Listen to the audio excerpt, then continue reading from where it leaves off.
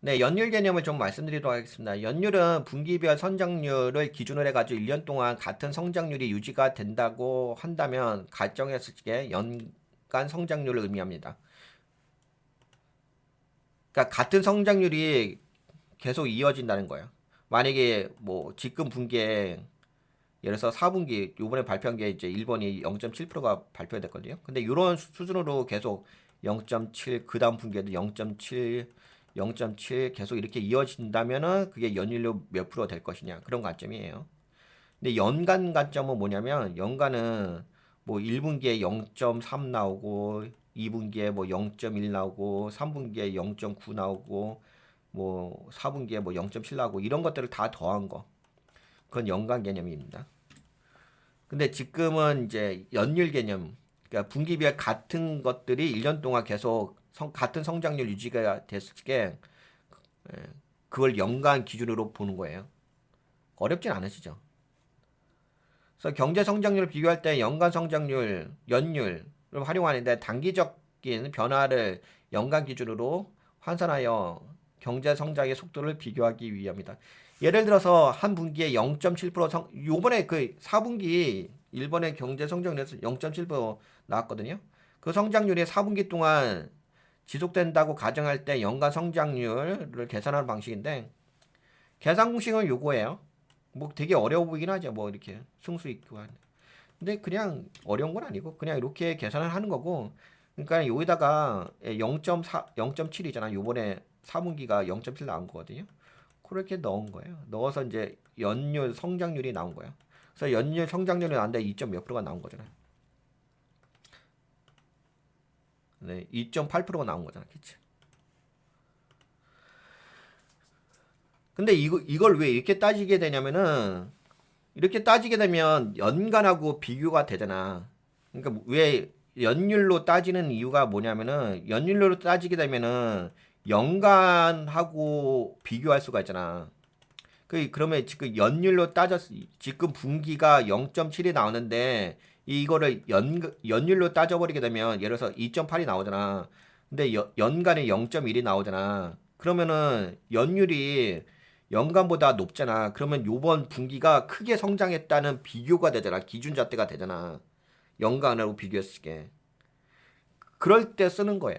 그럴 때 연율 성장률을 활용을 합니다. 이게 1년 동안 지속됐을 때 얼마만큼 성장률이 되는지 그러면 요번에 이 분기가 얼마만큼 크게 성장한지를 알 수가 있잖아. 단순하게 뭐 0.7로만 이야기해 버리면은 비교 대상이 없잖아. 그냥 전분기 대상이 돼버리는 거지. 근데 전분기는 의미가 없잖아. 어차피 1년 단위니까. 그래서 이 연율이라는 것으로 계산을 합니다.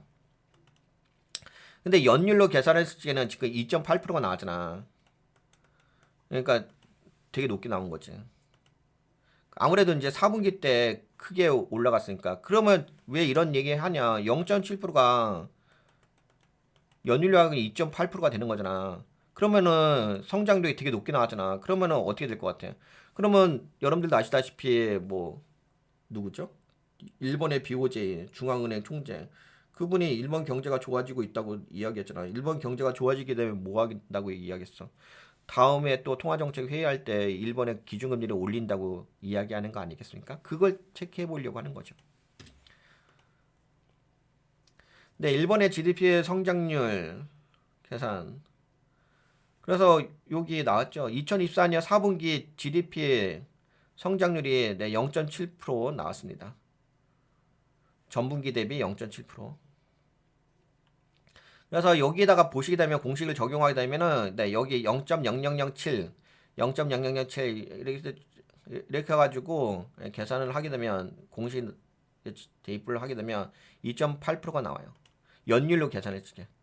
일본 경제가 2024년 4분기에 0.7% 성장했지만 이 성장률이 1년 내내 같은 수준으로 유지가 된다고 가정하게 되면 2.8% 성장하는 것과 같은 효과를 가집니다.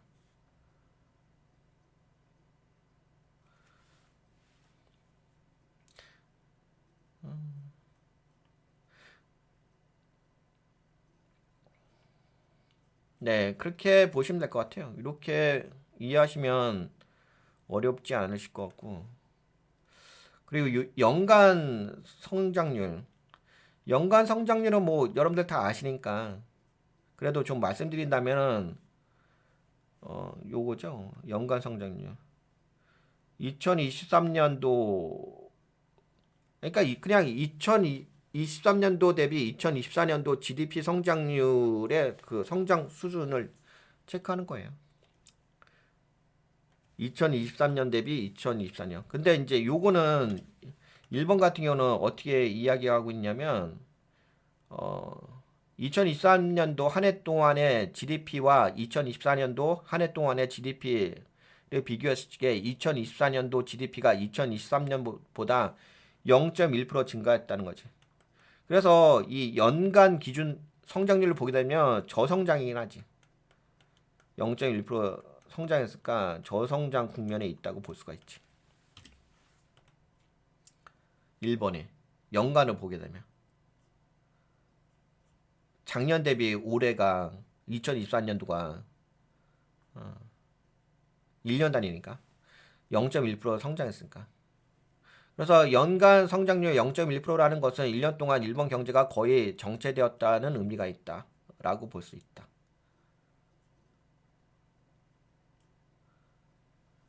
그래서 요게 좀 차이가 있어요. 연율과 연간의 차이.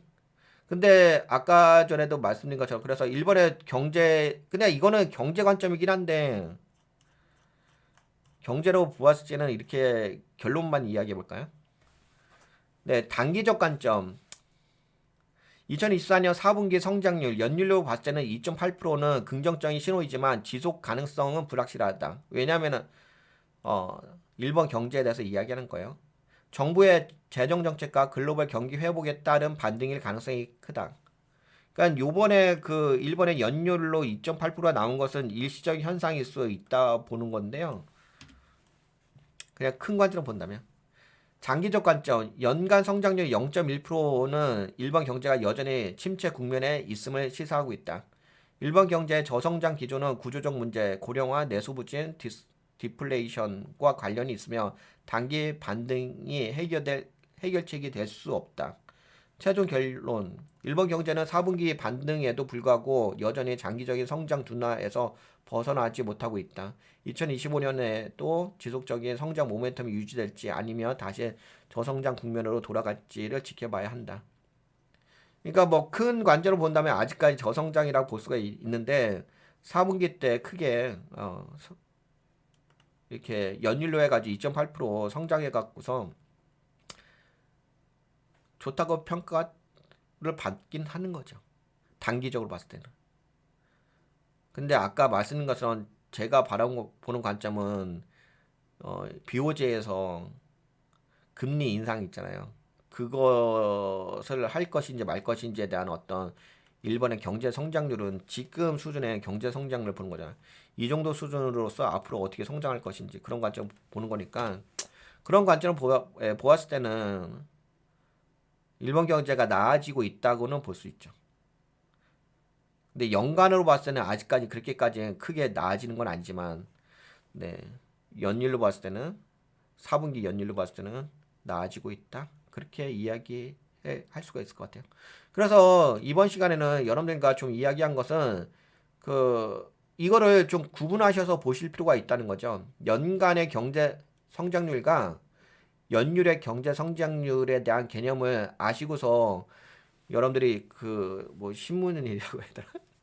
그 기자들이 기사 쓰는 그 제목 보시고서 그냥 단순하게 뭐 0.1%예요.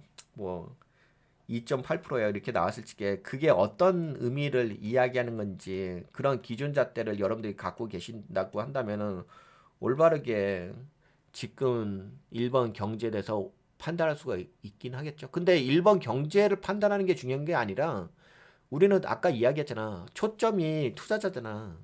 근데 지금 리스크가 뭐예요? 엔캐리 문제잖아. 엔캐리 청산 문제잖아. 근데 일본 경제가 지금 4분기 때 좋아졌잖아.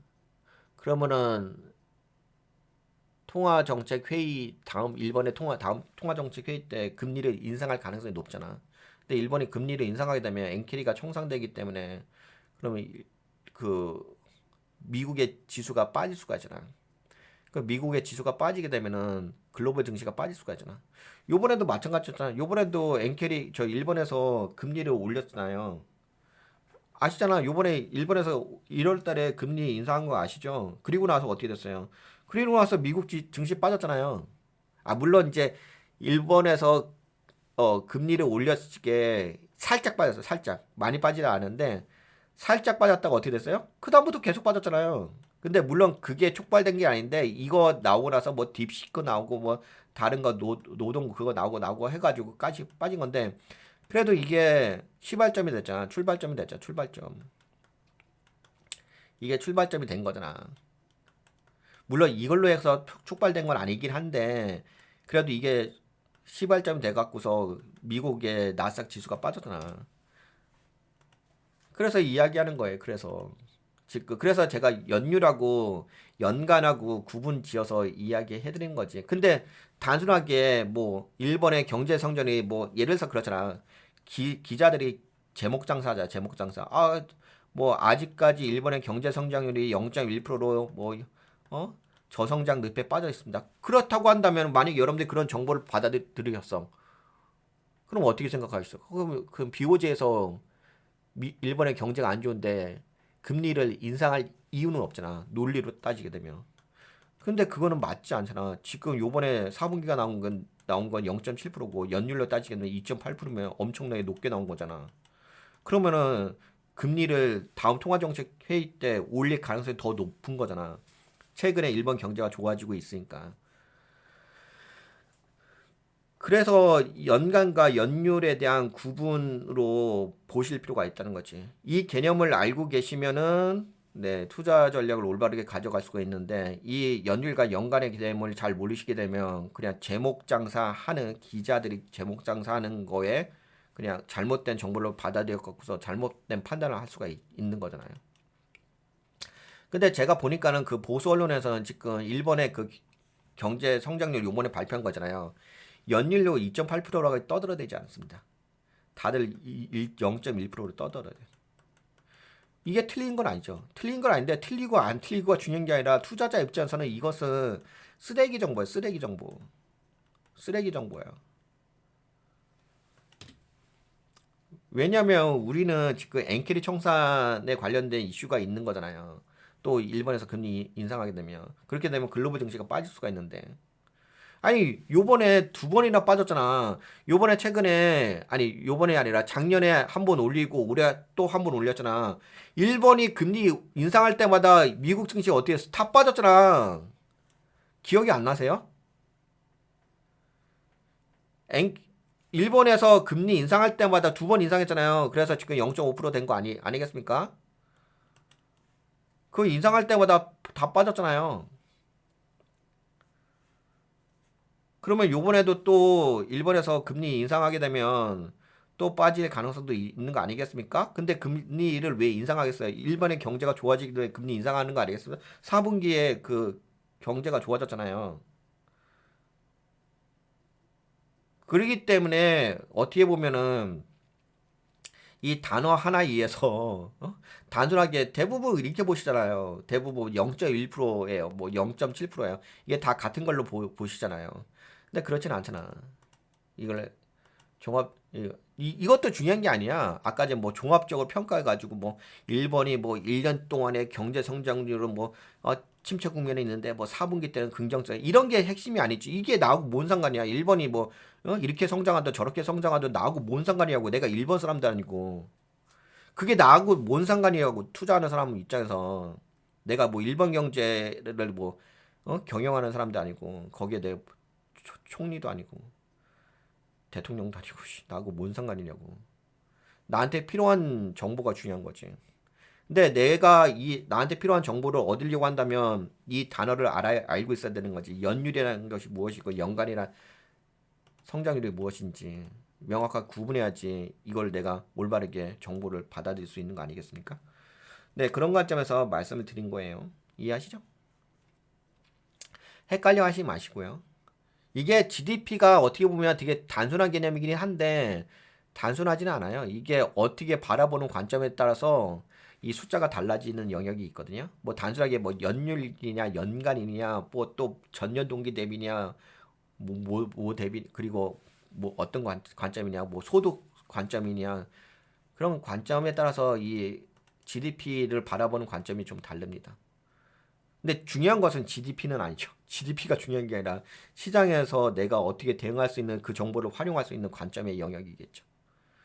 그래서 아주 기초적인 것 좀 말씀드렸어요. 연관하고 연율. 이 정도면 충분히 이해하셨겠죠? 왜 요걸 여러분들에게 말씀드렸는지.